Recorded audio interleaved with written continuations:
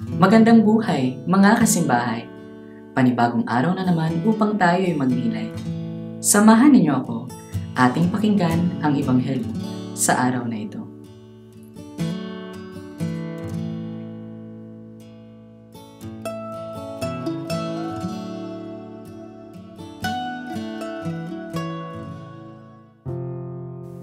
Ang mabuting balita ng Panginoon ayon kay San Lucas.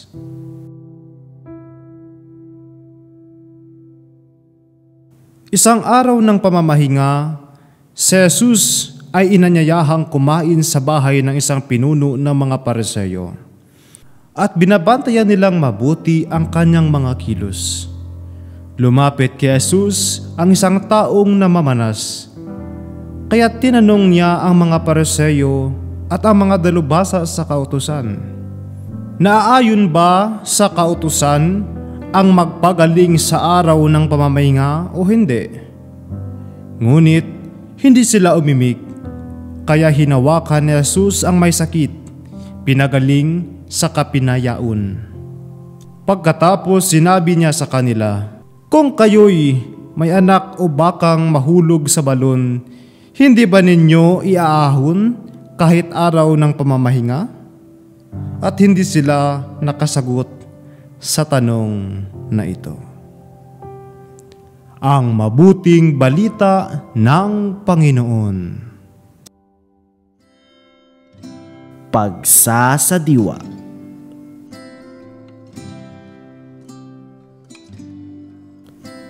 Isang araw ng pamamahinga, si Jesus ay inanyayahang kumain sa bahay ng isang pinuno ng mga Pariseo at binabantayan nilang mabuti ang kanyang mga kilos. Madalas na ipinapaalala sa atin na laging ituon ang ating mga mata kay Jesus upang patuloy tayong magabayan sa ating mga buhay. Paano mo tinitingnan si Jesus? Ipinapakita sa atin ng Ebanghelyo ang dalawang uri ng pagtingin sa Kanya. Ang pagtingin ng mga Pariseo at ang pagtingin ng lalaking minamanas. Mababasa natin na binabantayang mabuti ng mga Pariseo ang mga kilos ni Jesus.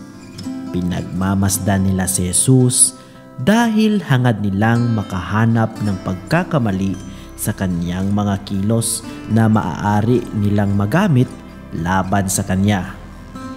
Pagtingin ng walang pananampalataya at pagdududa ang mayroon ang mga Pariseo, kaya naman sarado ang kanilang puso sa mga kabutihan at pagbabago na ninanais ni Jesus para sa kanilang mga buhay.